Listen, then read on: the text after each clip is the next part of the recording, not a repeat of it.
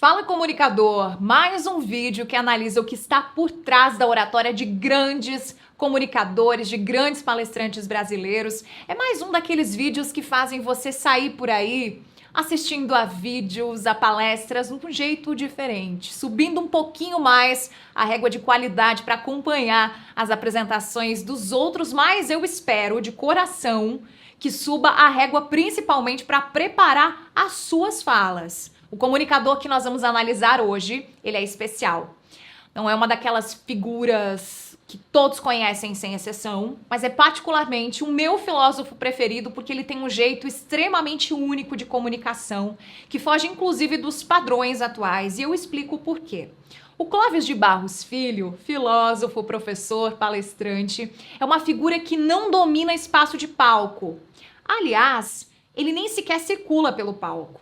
A palestra dele, que nós vamos analisar aqui, foi uma palestra que eu assisti pessoalmente num evento há muitos anos, e eu confesso que eu não conhecia o Clóvis quando eu cheguei.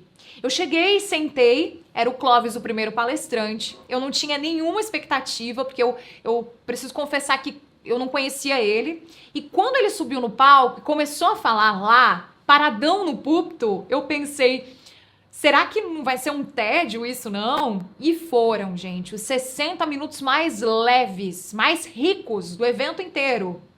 Só que antes de vermos o primeiro trecho dessa palestra dele, eu quero convidar você para curtir esse vídeo. Se você gosta do meu trabalho, se curte a oratória do Clóvis, e a se inscrever caso ainda não tenha se inscrito, ativa também as notificações, porque toda semana tem conteúdo novo, com novas análises de grandes oradores que vão aparecer por aqui e muitas ferramentas práticas para você implementar na sua comunicação e parar de perder a oportunidade por medo ou vergonha de se expor. Vamos acompanhar então o primeiro trecho da palestra do filósofo Clóvis de Barros Filho nesse evento que eu participei há uns 10 anos em Joinville. A moral é uma imitação do comportamento de quem ama. A moral é uma tentativa desesperada de agir como se amássemos, sem amor. Exemplos? Muitos. Eu tenho uma filha que semana passada completou 11 anos, é o meu maior amor. E toda vez que eu viajo, eu levo para minha filha um presente. Como eu viajo quase todo dia eu levo um presente. Isso desperta ciúme. Puxa, como você é generoso com a Natália. E eu sou obrigado sempre a explicar: não há aqui generosidade nenhuma. O que há é amor. Quem ama, dá. E dá por amor. Dois pilares de análise que eu sempre uso e vou usar aqui para avaliar o Clóvis: o verbal e o não verbal.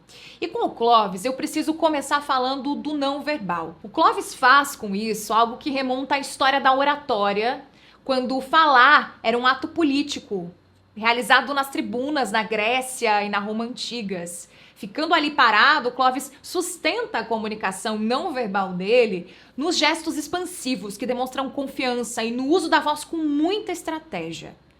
Para mim, inclusive, uma das marcas da oratória do Clóvis é o uso da pausa dramática. Observa que ele fala com pausas e, em alguns momentos, dá mais destaque, com pausas ainda maiores. E a voz dele é firme, bem projetada, e ele tem quase uma identidade sonora, assim como o Mário Sérgio Cortella. Observa que ele tem uma entonação própria na finalização das frases, eu não consigo nem imitar. E dá para comparar essa entonação própria com a vinheta de canais de televisão, de rádio. Lembrou de algumas vinhetas que fazem você lembrar desses canais na hora? Pois é essa mesma técnica que o Clóvis utiliza na entonação dele. Quando você ouve aquela entonação, de imediato já sabe que é ele falando. É inconfundível. E repito, o Mário Sérgio Cortella também tem um tom de voz, um tom para finalizar as frases, principalmente, que é muito próprio e que também é a identidade sonora dele. Outro aspecto não verbal do Clóvis é a repetição. Ele repete palavras nas frases com muita intenção. Nesse trecho ele disse: sempre que viajo, como viajo todo dia eu levo um presente. Ele usa esse recurso para tornar a fala dele mais persuasiva, diferente do que muita gente imagina. Portanto, repetição não é um erro, mas sim um recurso de estilo de fala bem persuasivo se for bem construído.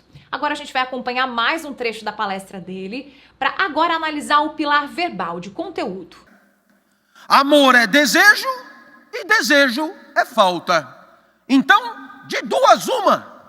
Ou você deseja e ama o que não tem, ou tem. Mas aí, o amor é pela cunhada. O amor é pelo que faz falta. O amor é pelo que ainda não é seu. Exemplos muitos. Essa minha filha, quando completou 7 anos, amava e desejava um brinquedinho eletrônico chamado DS. E amava e desejava por quê? Porque não tinha. De tanto merecer, Natália no Natal ganhou o DS. Nesse momento a falta se faz presença. E como o desejo é pelo que falta, o desejo pelo DS desaparece. E como o amor é desejo, o amor pelo DS também desaparece no Natal.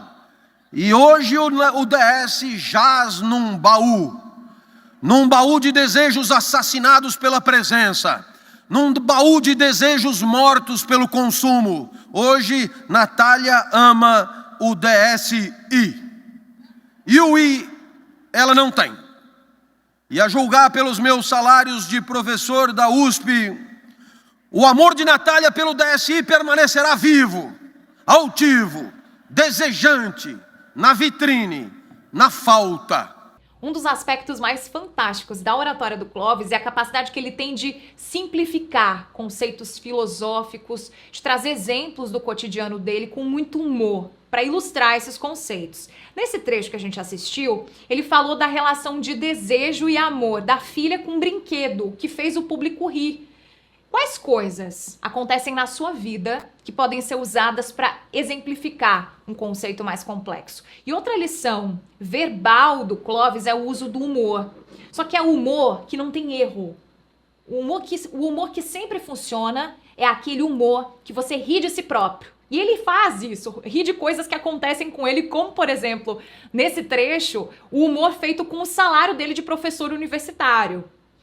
Observa aqui de novo, inclusive nesse trecho, o uso muito eficaz da voz, a intensidade que ele dá em algumas frases, o tom de voz que cai no fim das frases, que é uma identidade sonora dele, que eu citei antes, inclusive.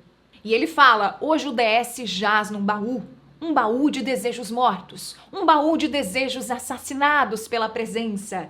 Ele usa a repetição, ele dá ênfase e vida nesse trecho e usa também os gestos expansivos. É uma ótima combinação de comunicação verbal, um conteúdo interessante, bem-humorado, conectado com a vida do público, combinado esse conteúdo com uma comunicação não verbal muito autêntica, muito envolvente. Essa é a comunicação do fantástico Clóvis de Barros Filho, que não precisa ser imitada e não deve ser imitada por você, mas sim modelada.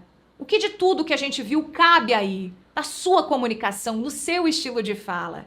Me conta aqui nos comentários se você gostou dessa análise e, muito importante, eu vou te pedir para você deixar outros nomes de comunicadores, de palestrantes para eu analisar. Eu vou adorar receber a sua sugestão. Um beijo grande e a gente se fala em breve.